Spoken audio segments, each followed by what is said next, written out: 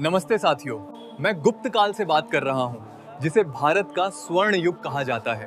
इस वीडियो में हम किसी पाठ्य पुस्तक की तरह नहीं, बल्कि एक जीवंत कहानी की तरह इस दौर के राजाओं से मिलेंगे, इनकी नीतियों को समझेंगे और उस महान वैज्ञानिक कालिदास, आर्यभट्ट और फहियान की नजरों से भारत को देखेंगे। तो तैयार हो जाइए, क्योंकि अगले कुछ मिनट आपको हम हमारे समय में वापस ले जाएंगे, जिससे ये टॉपिक आपको जिंदगी भर याद रहेगा।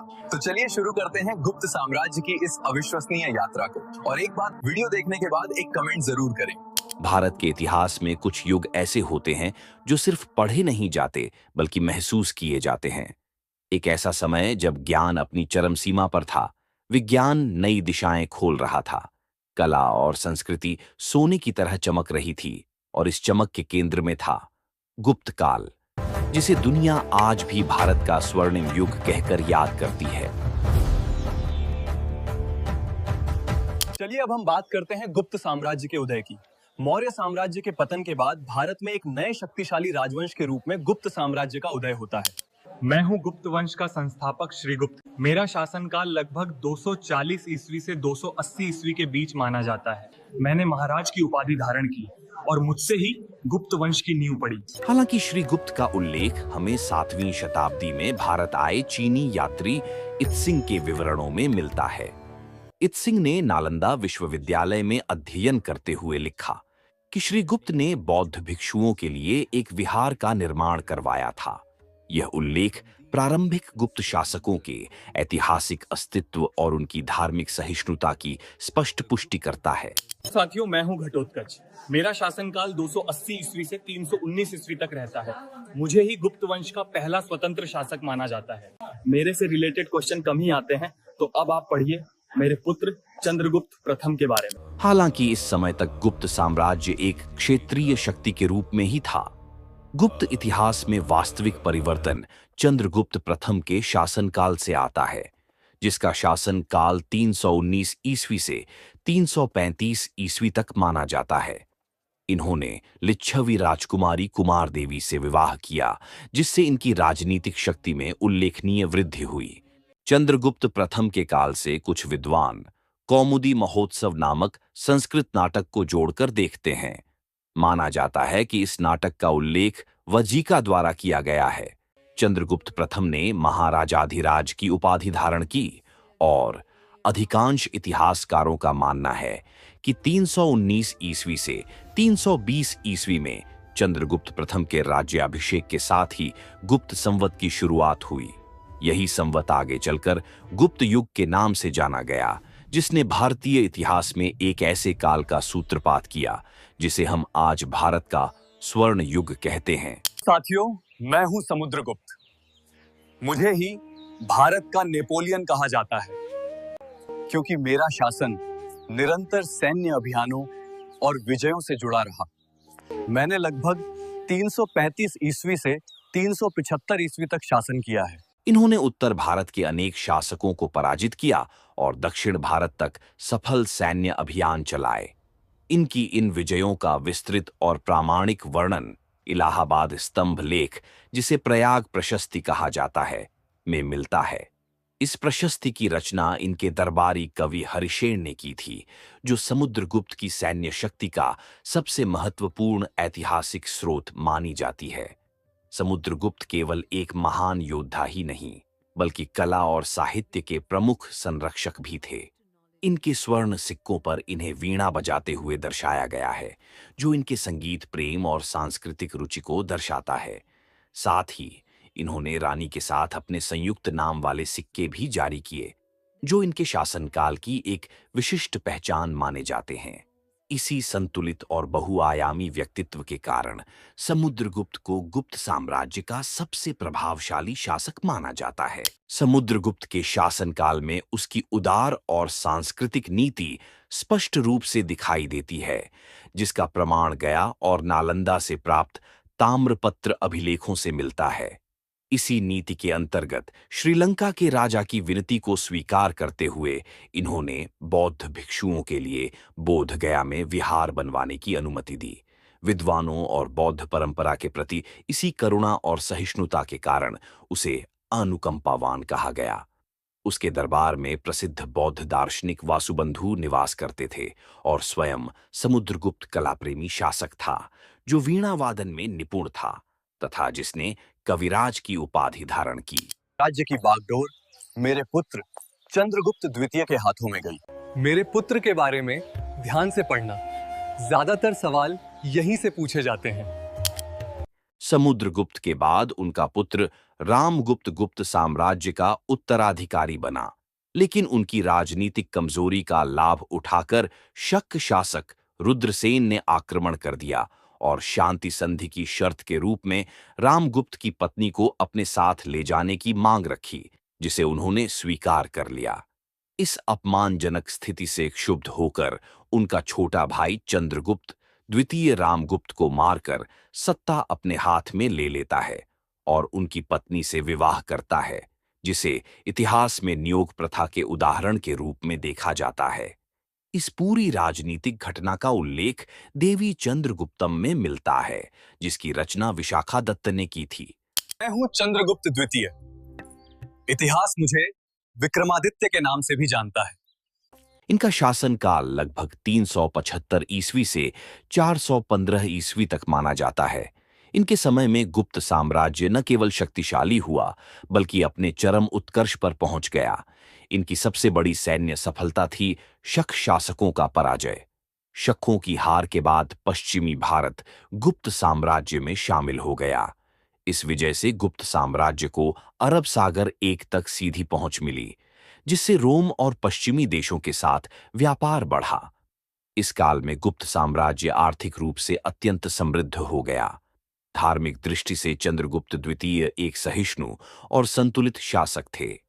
वे स्वयं वैष्णव धर्म के अनुयायी और विष्णु के भक्त माने जाते थे, लेकिन उनके शासनकाल में बौद्ध और जैन धर्मों को भी पूरा संरक्षण मिला। यही धार्मिक सहिष्णुता गुप्तकाल को स्वर्ण युग का स्वरूप देती है। चंद्रगुप्त द्वितीय के समय कला और संस्कृति का अभूतपूर्व विकास हुआ। अजंता की गुफाओं की चित्रकला इसी काल की महान उपलब्धि मानी जाती है, जिनमें गुप्तकालीन समाज और जीवन शैली की झलक मिलती है। इस काल को बौद्धिक रूप से समृद्ध बनाने में कालिदास, वराहमिहिर और अमर सिंह जैसे महान विद्वानों का विशेष योगदान रहा। साथ ही चंद्रगुप्त द्वितीय ने उत्कृष्ट स्वर्ण सिक्के चलवाए, जिन पर गरुड़ और विष्णु से जुड़े प्रतीक अंकित थे। इन्हीं सभी कारणों से चंद्रगुप्त द्वितीय का शासनकाल गुप्त साम्राज्य का स्वर्ण युग माना जाता है।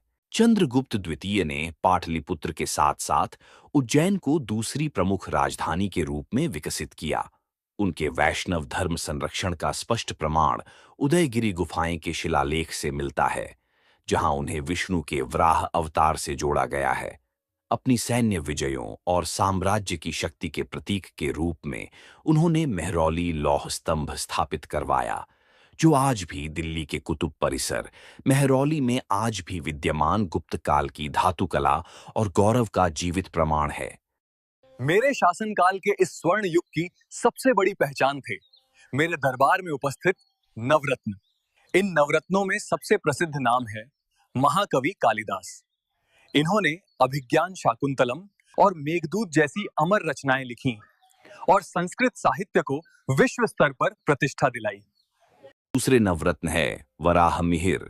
इन्होंने खगोल शास्त्र और ज्योतिष पर बृहद संहिता की रचना की, जो आज भी एक महत्वपूर्ण ग्रंथ मानी जाती है।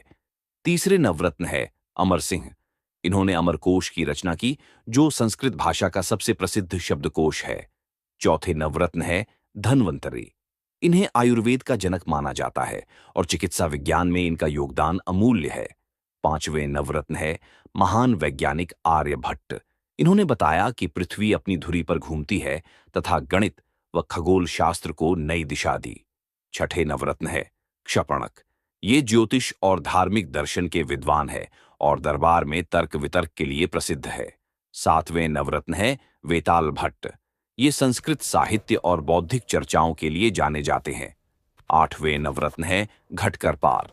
इन्होंने काव्य रचना में विशेष योगदान दिया, हालांकि इनकी रचनाएं सीमित है। नौवें नवरत्न को लेकर इतिहासकारों में मतभेद है। कुछ वररुचि मानते हैं तो कुछ शंकु। इन्हीं नवरत्नों के कारण में शासनकाल गुप्त साम्राज्य का स्वर्ण युग कहलाया गया। साथियों, मैं हूं प्रसिद्ध चीनी बौद्ध यात्री फाहियान। ये 399 ईस्वी का समय है। ये चंद्रगुप्त द्वितीय का शासनकाल है और मैं कई वर्षों तक यहीं रहूंगा। मेरे यात्रा विवरण बताते हैं कि चंद्रगुप्त द्वितीय के समय भारत शांत, समृद्ध और सुव्यवस्थित था। साथियों, मेरे बारे में याद रखना, क्योंकि मुझसे जुड़े प्रश्न यूपीएससी ने कई बार पूछे हैं। गुप्त साम्राज्य पर मेरा पुत्र कुमारगुप्त प्रथम शासन करता है। साथियों, मैं हूं कुमारगुप्त प्रथम। मेरा शासनकाल लगभग 415 ईस्वी से 455 ईस्वी तक माना जाता है। कुमारगुप्त अपने पिता द्वारा स्थापित सशक्त प्रशासनिक व्यवस्था को बनाए रखते हैं। इनके शासनकाल में पुष्यमित्रों का विद्रोह एक बड़ी चुनौती बनकर उभरता है, लेकिन कुमारगुप्त इसे दबाकर साम्राज्य की एकता को सुरक्षित रखते हैं। धार्मिक दृष्टि से वे एक सहिष्णु और उदार शासक हैं। स्वयं वैष्णव धर्म के अनुयायी होने के बावजूद वे बौद्ध और जैन धर्मों को भी संरक्षण देते हैं। इनके शासनकाल की सबसे बड़ी उपलब्धि नालंदा महाविहार का विकास है, जो इस समय शिक्षा का अंतर्राष्ट्रीय केंद्र बन चुका है, जहां दर्शन, खगोल विज्ञान, चिकित्सा, व्याकरण और तर्कशास्त्र जैसे विषय पढ़ाए जाते हैं। नालंदा में भारत के साथ साथ चीन, कोरिया और दक्षिण पूर्व एशिया से भी विद्यार्थी अध्ययन के लिए आते हैं और यहां प्रवेश के लिए प्रतियोगी परीक्षा पास करनी होती है, जिससे स्पष्ट होता है कि गुप्त काल में शिक्षा एक सुव्यवस्थित प्रणाली है। कुमारगुप्त प्रथम बड़ी संख्या में स्वर्ण सिक्के चलवाते हैं, जिन पर मोर और भगवान कार्तिकेय के प्रतीक मिलते हैं, तथा ये महेंद्रादित्य की उपाधि धारण करते हैं, जो इनकी धार्मिक आस्था को दर्शाती है।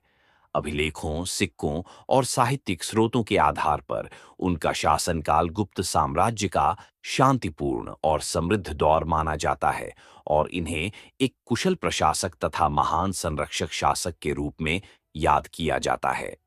कुमारगुप्त प्रथम के शासनकाल में प्राप्त मंदसौर शिलालेख, जिसमें एक भव्य सूर्य मंदिर के निर्माण का उल्लेख मिलता है। इसी क्रम में मध्य प्रदेश के ऐरण क्षेत्र से प्राप्त शिलालेख विष्णु मंदिर के निर्माण की जानकारी देता है, जो गुप्त काल में वैष्णव धर्म के संरक्षण को दर्शाता है। यह स्थल आज मध्य प्रदेश में स्थित एक महत्वपूर्ण पुरातात्विक क्षेत्र के रूप में जाना जाता है। कुमारगुप्त प्रथम के बाद गुप्त साम्राज्य की सत्ता उनके पुत्र स्कंदगुप्त संभालते हैं। साथियों, मैं हूं स्कंदगुप्त। मेरे समय में गुप्त साम्राज्य को बाहरी आक्रमणों से बचाया जाता है। स्कंदगुप्त का शासनकाल लगभग 455 ईस्वी से 467 ईस्वी तक माना जाता है। यह वही समय था जब गुप्त साम्राज्य गंभीर संकट के द्वार से गुजर रहा था। स्कंदगुप्त के सामने सबसे बड़ी चुनौती थी हूणों का आक्रमण। हूण मध्य एशिया से आए एक क्रूर और शक्तिशाली योद्धा समुदाय थे। स्कंदगुप्त ने हूणों से भीषण युद्ध किया और उन्हें भारत में प्रवेश करने से रोक दिया। इस विजय के कारण गुप्त साम्राज्य कुछ समय के लिए सुरक्षित हो गया। लगातार युद्धों के बावजूद स्कंदगुप्त ने साम्राज्य की सीमाओं की रक्षा की, लेकिन इन युद्धों ने राजकोष पर भारी दबाव डाला। स्कंदगुप्त के समय गुप्त साम्राज्य की आर्थिक स्थिति कमजोर होने लगी। स्वर्ण सिक्कों की गुणवत्ता में गिरावट देखने को मिलती है। धार्मिक दृष्टि से स्कंदगुप्त एक वैष्णव शासक थे। इन्होंने विष्णु और स्कंद देवता की उपासना की, जिससे इनका नाम स्कंदगुप्त पड़ा। स्कंदगुप्त ने कई सार्वजनिक निर्माण कार्य करवाए। इन्होंने सुदर्शन झील की मरम्मत करवाई, जो जन कल्याण का सबसे बड़ा उदाहरण है। सुदर्शन झील आज के समय में गुजरात राज्य के जूनागढ़ क्षेत्र में स्थित है। स्कंदगुप्त के शासन की जानकारी हमें भितरी स्तंभ लेख और जूनागढ़ अभिलेख से मिलती है। इन अभिलेखों में उनके हूण विरोधी अभियानों का वर्णन मिलता है। स्कंदगुप्त की मृत्यु के बाद गुप्त साम्राज्य का पतन प्रारंभ हो गया।